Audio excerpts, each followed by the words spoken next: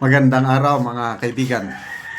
Pag-usapan natin ngayon ang pahayag ni Senator Coco Pimentel dito sa senatorial elections. Siya po ay considered na opposition leader, kaya minority leader siya. Noong una, mataas ang respeto ko sa kanya kasi talagang nagiging tunay siyang oposisyon, mga check and balance. But ito, mayroong news article ng Inquirer na huminto na siya sa pagiging oposisyon sa pananaw ko. Hindi na siya oposisyon ngayon. Bakit? Ito, inendorso niya lahat ang bagong alyansa. Ito, sa Inquirer.net, sinulat ni Cherry Abarca, May 5 kahapon ito, Coco Pimentel endorses full slate of Marcos back alyansa. Lahat. Yung 11.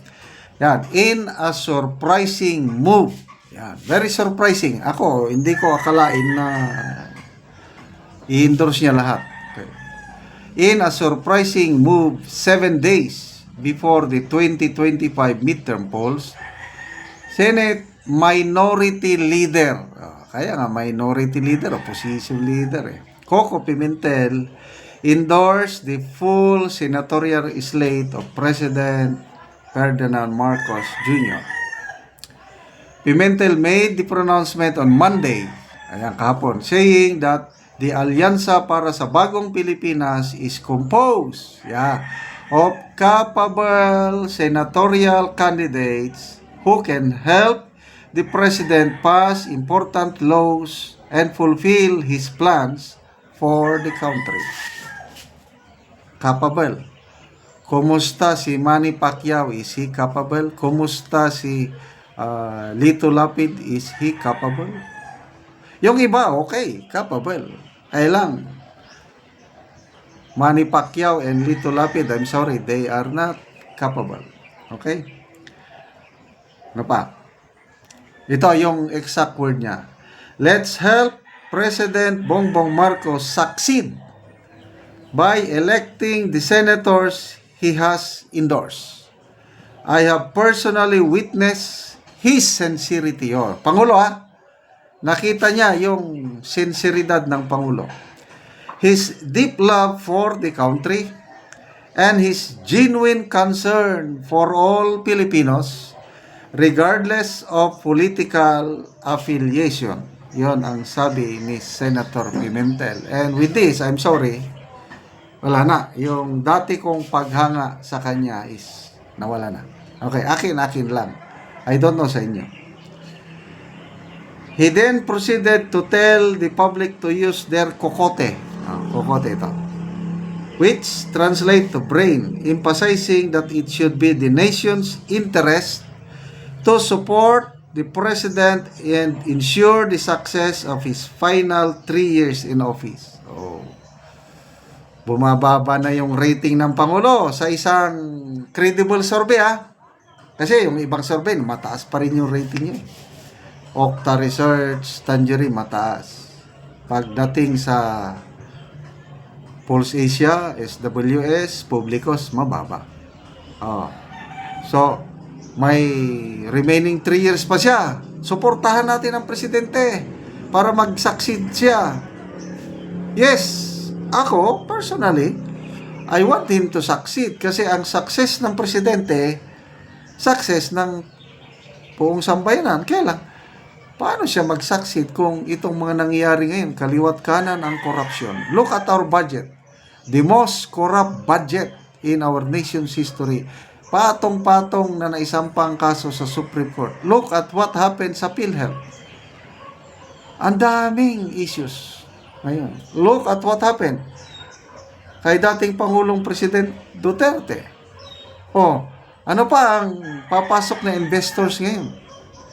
Papasok ka ba? Ikaw, negosyante ka. Kikita po, nagkakagulo politika sa Pilipinas. I don't think so. Okay, sana pa. In a separate message to Inquirer, Pimentel said there is a need for people to give the president all the opportunities to succeed in his last 3 years in office. Wow! So, palakpakan naman natin si Senator Pimentel. Ano na siya ngayon? Naging, ano siya? Anong tawag mo doon? All-out support na sa administration to. Opposition pa ba siya? I think no more. Sino ang mga tunay na opposition? Ito na. Anyway, patapos naman kasi yung term niya. He's running for congressman sa Marikina. I don't know anong mangyari. Wala akong nalaman o na-monitor na survey result sa Marikina. Ang alam ko lang sa Marikina, medyo alanganin si Congresswoman Stella Kimbo, tumatakbong mayor ng Marikina kasi may namatay na isang taga Marikina habang nakapila kumuha ng ayuda. Na heat stroke siguro, kawawa. Tapos, nireklamo siya ng mga public school teachers sa Marikina. Bakit daw ang mga teachers isinama, binigyan ng ayuda? AIX, ang tawag doon, yung Assistance to Individuals in Crisis Situation. So, reklamo ng mga teachers na, hindi naman kami pobre. Bakit nyo kami binigyan ng ano? Ayun, magbasa tayo ng mga comments dito, ano? Tom Mascarinas, sabi niya, nag-alisan na ang mga in-endorse mo. O, tingnan nyo ang nangyari sa Cebu, rally sa Cebu. Si Benhor Abalos lang nandun. Nasaan yung iba?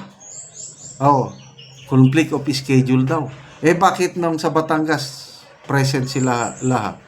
Bakit pagdating sa Cebu, absent?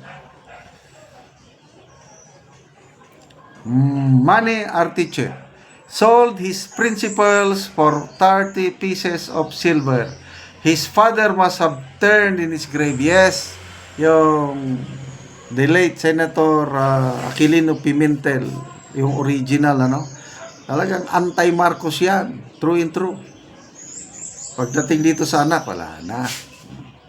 30 pieces of silver, sabi dito. Yung nangyari kay Judas.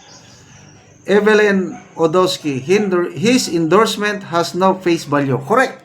Ano?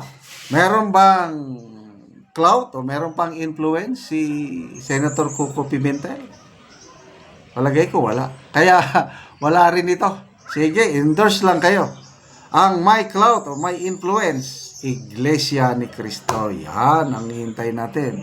Si VP Sara, once na nag-endorse yan o once na ikinampanya ka laban against sa'yo, delikado ka. So, yun ang mga may influence. Okay, salamat mga kaibigan sa inyong pagtangkilik sa ating channel. Nakakatulong kayo ng malaki sa tribong Talaandig ng Bukidnon. Dahil ang sweldo natin sa channel na ito is tinutulong natin sa tribo. Namimigay tayo ngayon ng mga libreng yero at pako para maayos, ma-repair ang mga sira-sirang bahay ng tribong Talandig. Panoorin nyo ang video na ito. Ron mo na po ni ang nang kinahanglan og tabang ug mo na ni makita sa gawas nga bahin sa iyang balay, sa iyang atok o kagubaon na gyud.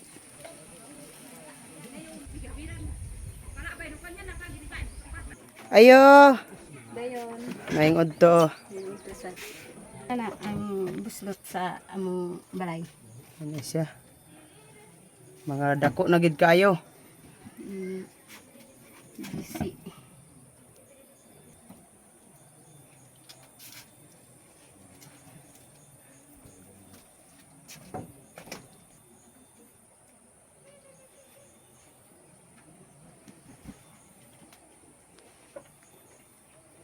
Og karon manguha na ka og kahoy kay matagaan na mo og sen lansang pako plinsen. Manguha na gyud mi. Og pila na ni katuig ang inyong balay? 5 na. 5 pa katuig. Oo. Og karon unsa imong masulti nga matagaan na ka og sen lansang pako plinsen? Pasalamat mi sa Ginoo ug sa nagtan-aw sa video sa nag-sponsor ani. Oo.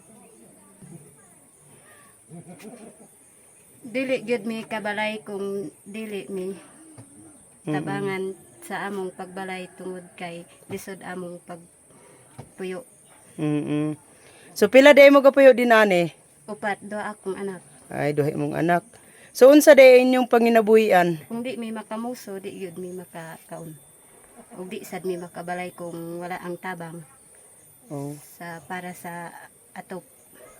So gamuso lang ang imong bana. O So dili gyud mo kakaon kung dili may makamuso. dili mo makamuso. Sa isa ka semana kapila siya magmuso pod imong bana. Usay, isa kasman, usay, kaisara, usay na asad ikaduha. Ay. So salamat kaayo. Masarap.